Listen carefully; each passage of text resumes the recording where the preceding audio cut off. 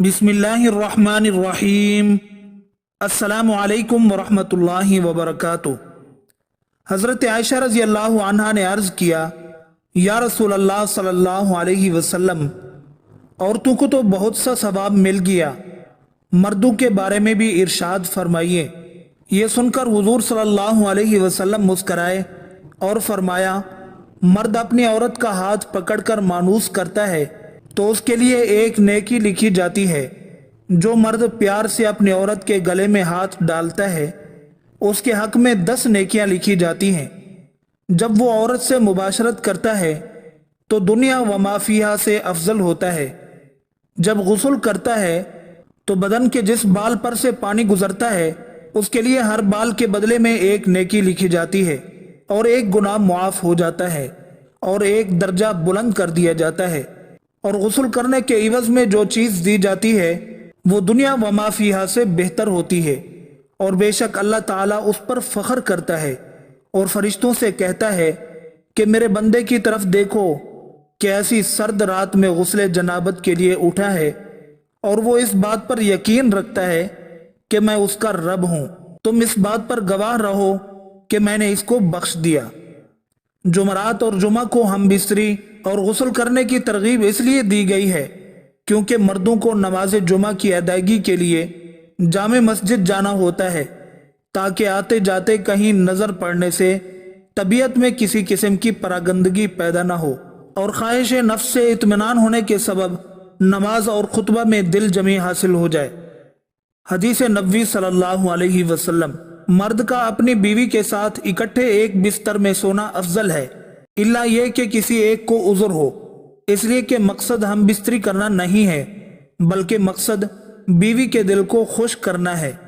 बीवी के दिल को खुश करने के लिए अय्याम के दिनों में भी उसके करीब हो जाना गोया अंबिया अलैहिस्सलाम की सुन्नत मुबारका है। हुजूर सल्लल्लाहु अलैहि वसल्लम ने इरशाद फरमाया, अपनी बीवी से जिमा करना भी सदका है और इस पर सवाब मिलता है। सहाबाए किराम रिज़वानुल्लाहि ताला अलैहिम अजमईन ने अर्ज किया, या रसूल अल्लाह सल्लल्लाहु अलैहि वसल्लम, एक शख्स अपनी बीवी से नफसानी ख्वाहिश पूरी करता है, इसमें भी सवाब है? आप सल्लल्लाहु अलैहि वसल्लम ने इरशाद फरमाया कि अगर वो अपनी ख्वाहिश किसी गलत जगह पूरी करता तो उस पर गुनाह होता या नहीं? सहाबाए किराम रिज़वानुल्लाहि ताला अलैहिम अजमईन ने अर्ज किया, या रसूल अल्लाह सल्लल्लाहु अलैहि वसल्लम, जरूर। फरमाया, जब गुनाह से बचने के लिए हलाल जगह उसको सर्फ किया तो जरूर सवाब मिलेगा। नीज हदीस शरीफ में आता है कि जो शख्स अपनी बीवी से जिमा का इरादा रखता हो तो बेसतर होने से पहले ये दुआ पढ़ ले, इसलिए कि अगर इस सोहबत से उनके दरमियान औलाद मुकद्दर हुई तो उसको शैतान कभी जरर नहीं पहुंचा सकेगा। वो दुआ ये है, बिस्मिल्लाहि अल्लाहुम्मा जन्निबना शैताना व जन्निबिश शैताना मा रज़क़तना। तर्जमा, अल्लाह पाक के नाम के साथ शुरू करता हूँ, ऐ अल्लाह हमको शैतान से बचा और आप इससे जो औलाद अता फरमाए उसको शैतान से बचा। रसूलुल्लाह सल्लल्लाहु अलैहि वसल्लम का इरशाद है, अगर इस मिलाप में हमल ठहर गया तो उस बच्चा को शैतान नुकसान नहीं पहुंचा सकेगा। ये दुआ सतर खोलने से पहले पढ़नी चाहिए। अगर सतर खोलने के बाद याद आए तो दिल से पढ़े, जबान से नहीं।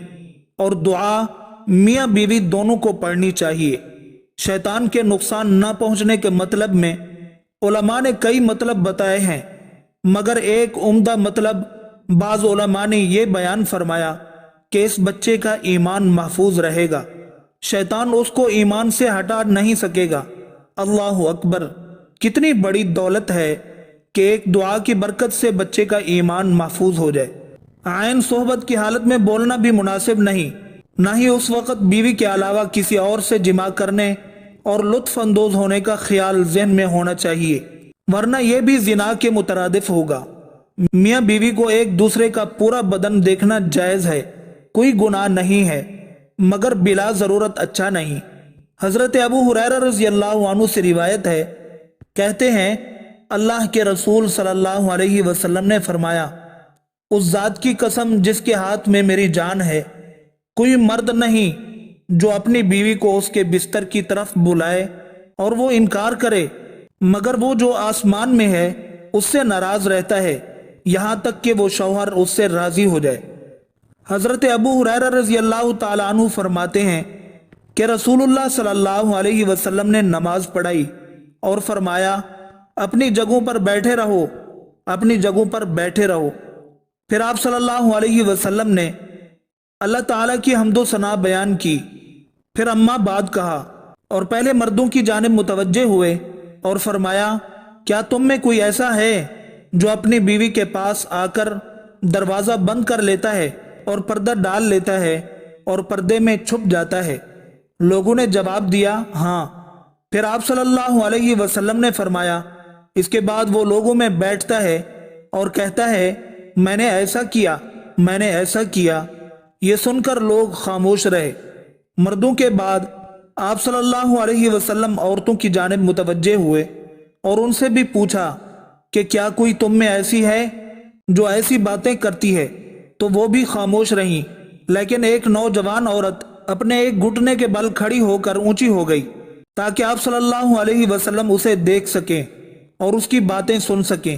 اس نے کہا اللہ کے رسول صلی اللہ علیہ وسلم اس قسم کی گفتگو مرد بھی کرتے ہیں اور عورتیں بھی کرتی ہیں۔ آپ صلی اللہ علیہ وسلم نے فرمایا جانتے ہو ایسے شخص کی مثال کیسی ہے؟